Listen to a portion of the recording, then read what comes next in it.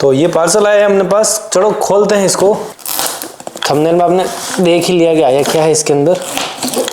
Who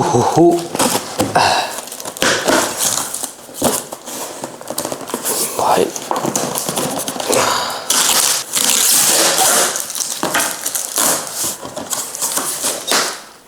पहले ये पन्नी देखने को मिल रही है, ये आपका सबवूफर। इसको निकालते हैं साइड में। ये कुछ इस टाइप का बॉक्स है, ये खोल लिया जाए।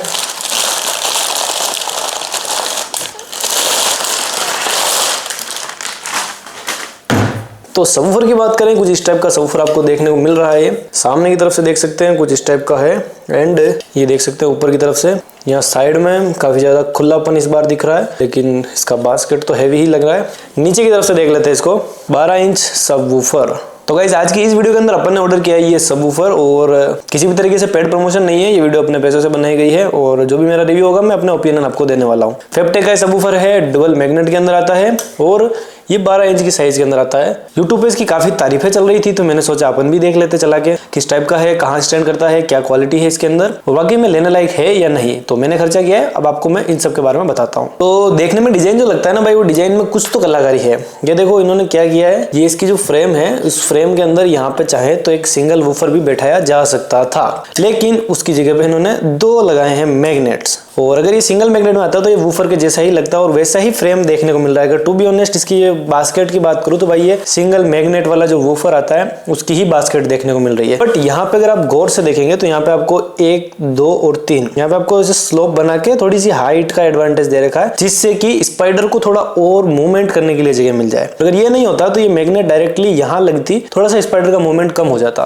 तो ये चीज अच्छी लगी देखने के अंदर। और बात करें इस बार मजबूती तो ठीक ठाक है। मजबूती को लेके तो इन सबवूफर्स के अंदर आपको कहीं दिक्कत नहीं आती है। अभी आपने खुद ने देखी अनबॉक्सिंग, भाई कैसे बॉक्स के अंदर पैक करके दे दिया, कोई थर्माकोल नहीं, कोई साइड पैकिंग नहीं। अगर ये सबवूफर एक बार भी ऐसे गिर जाता ना तो इसका ये गोलाकारी जो डिजाइन है वो सब बर्बाद हो जाती। पता नहीं पैकिंग बढ़िया थी या डिलीवरी वाले जो भी लेके आए उसको संभाल के लाए होंगे। एक तो ये डबल मैग्नेट के अंदर आता है, और उसी के साथ में यहाँ पे ऊपर की तरफ में आपको यहाँ पे एक एयर पास के लिए अच्छा खासा होल देखने को मिल रहा है। तो अगर इसको आप ओवर पावर भी करेंगे, ओवर हीटिंग का डर आपको नहीं रहेगा। और सबसे बढ़िया खुशी की बात यह 12 इंच में अच्छा खासा पंच मिल जाता है, लेकिन डबल मैग्नेट होगी तो मूवमेंट थोड़ा और एक्स्ट्रा मिल पाएगा, जो कि यहाँ पे देखने को मिल रहा है। ये जो मैग्नेट है केवल अटैच नहीं कर रखी है, कोयल के लिए भी यहाँ जगह है, तो कोयल ये इस मैग्नेट से इस मैग्नेट तक यहाँ तक मूव कर पाएगी। एक्स्ट्रा ऊपर चिपका ही नहीं है मैग्नेट, अगर चिपका ही होती तो उसका कोई असर नहीं होता, लेकिन यहाँ पे इसको एक्स्ट्रा स्पेस दिया गया है तो फायदा होने वाला है। उसके साथ में डिजाइन की बात कर लूं मैं, इतनी तो कोई खास लग नहीं रही है। जो सिंपल वूफर आते हैं, जिस टाइप के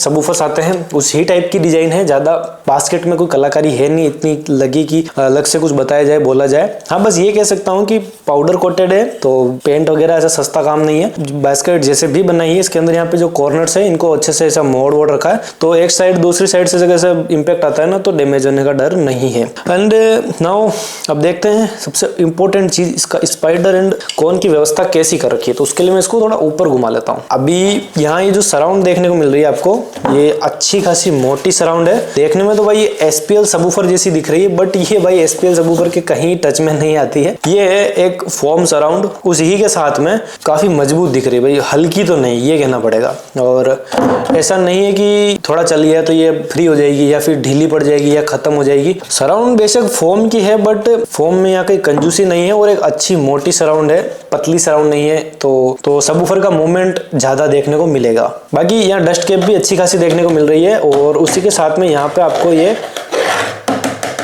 बहुत ही हार्ड पेंट कर रखा है, पता नहीं कैसे कुछ तो कर रखा है जुगाड़, मजबूती का काम कर रखा है। और अगर नीचे से देखो ना तो ये कोई ऐसा अलग मटेरियल कुछ नहीं है भाई, है कागज ही ये देखो आप यहाँ से, यहाँ पे इसको जो स्टिचिंग थी उसको पता नहीं पेंट करके और काट के पीट के जला के पता नहीं कैसे करके यहाँ से लॉक कर दिए उसको। और उसके ऊपर देखोगे ना तो आपको एक हार्ड पेपर का डिजाइन ही देखने को मिल रहा है, तो अलग कुछ भी नहीं है। और ये सराउंड को साथ में रोकने के लिए इन्होंने अच्छी व्यवस्था कर रखी है, ये बात कहनी पड़ेगी। कंजूसी भी है, देखो कहाँ कंजूसी है, यहाँ कंजूसी है। ये जो इन्होंने टर्मिनल दिए भाई साहब, ये पत्तियां लगा के दे दी सीधी, बस बना कनेक्टर दे दे। इंसान ने 2000 रुपये लगाए इसके लिए। अब दिक्कत ये होती है ना कि ऑनलाइन मंगाने पे थोड़ा खर्चा बढ़ ही जाता है। अब ये अगर मैं लोकल मार्केट से कहीं से परचेस करता तो सस्ता भी मिल जाता, प्लस उसमें कुछ एक्स्ट्रा चीजें भी खर्चे कम में ही आ जाती। बट ये कि ऑनलाइन मंगाते हैं तो भाई सेलर्स को भी ऑब्वियसली चार्ज देने ही रहते हैं, तो ज्यादा चीजें वो सेंड नहीं कर सकते, अफोर्ड भी नहीं कर सकता। यहाँ बनाना कंडक्टर होते तो थोड़ी बढ़िया बात थी, बट कोई बात नहीं, उसको अपन जस्टिफाइड करते हैं कि चलो रीजन का सेल्स हो सकता है। और फिटिंग विटिंग की बात करूं तो भाई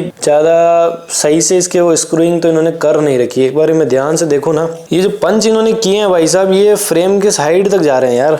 ये देखो भले, अगर आपको यहाँ से ठीक से दिख पा रहा होगा तो ये देखो यहाँ पे, यहाँ होना चाहिए होल सेंटर के अंदर, यहाँ साइड में होल जा रहा है। आगे भी देखो भले, यहाँ कहाँ होल जा रहा है, और इसकी फॉर्म भी पता नहीं कैसे बिठाई है। ये फॉर्म का यहाँ देखो ये छेद कहाँ जा रहा है। तो ये जब फिट होगा ना तो वो सबवूफर फिर अपन नहीं सोचते यार थोड़ा सा अजीब क्यों लग रहा है, थोड़ा सा टेढ़ा क्यों जा रहा है, ये उसकी वजह से होता है। तो यहाँ पे जो बास्केट है उसमें बस रफली सबवूफर को जैसे तैसे असेंबल कर दिया है, उसकी वजह से देखने को मिल रहा है। स्टिचिंग्स यहाँ पे देख सकते हैं, टाँके ले रखे हैं बढ़िया व्यवस्थित तरीके से, टाँके उधड़ने तो नहीं वाले। अगर आप एक सीधा जो होता है ना base tube amplifier 70-80 volt 100 volt 150 volt RMS तक जो दिया जाता है आपको, उस एम्पलीफायर से इसका कुछ असर नहीं होने वाला, उस एम्पलीफायर से इस पे कुछ भी असर नहीं होने वाला। ना तो वो एम्पलीफायर से ये जलेगा, ना ये ज्यादा अच्छा बजेगा, ना ज्यादा बुरा बजेगा। बहुत लोगों के मन में ये डाउट आता है कि भाई बेस्ट ट्यूब एम्पलीफायर ले लिया हमने तो 40 वोल्ट 50 वोल्ट एम्पियर पावर दे दी, पर वो तो वैसा बज ही नहीं रहा है। क्यों बजेगा भाई, उसके निकल ही नहीं रहा होता दम, कहाँ से बजेगा वो। इसको बजाने के लिए भाई सबसे बढ़िया चीज फोसी ऑडियो एम्पलीफायर अभी ट्राई करेंगे। आपको इसका एक रॉ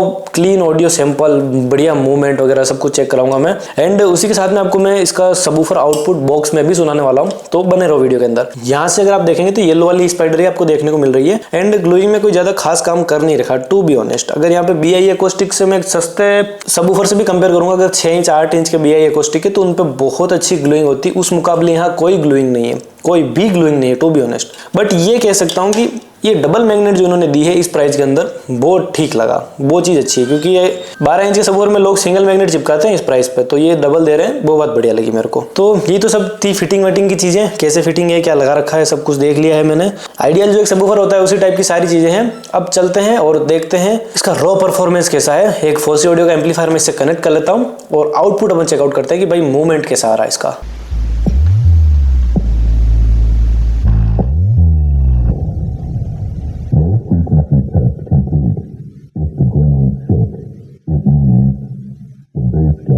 दम तो है भाई।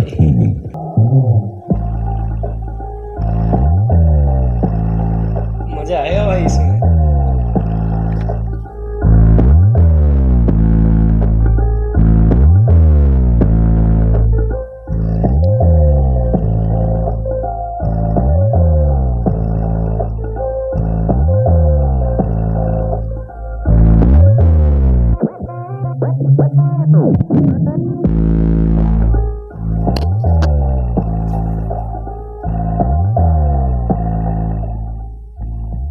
लो फ्रीक्वेंसी पे सेट किया इसको।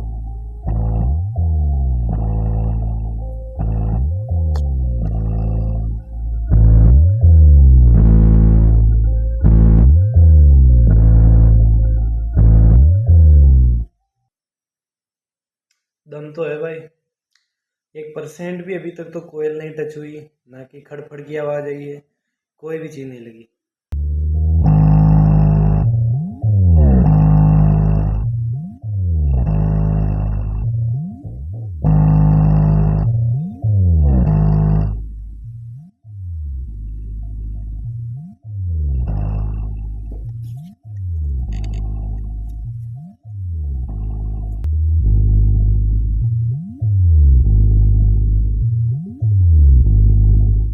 अभी तो भाई ये खाली बज रहा है।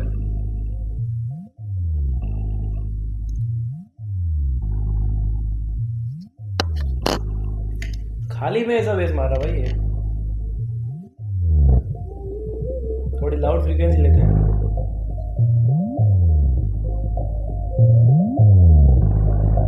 हिला देगा भाई, हिला।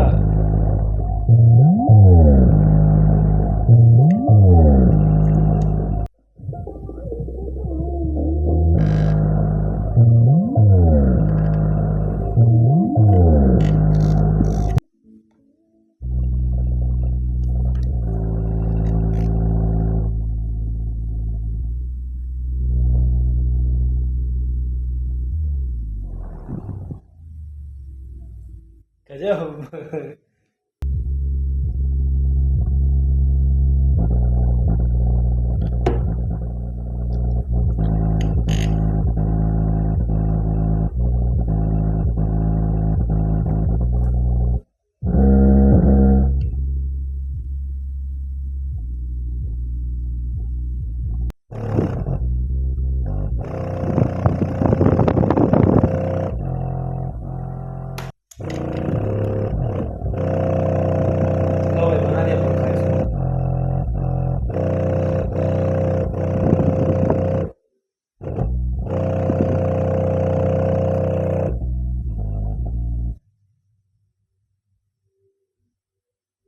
सारी फ्रीक्वेंसी झेल रहा है, ये चीज बहुत तगड़ी है इसमें।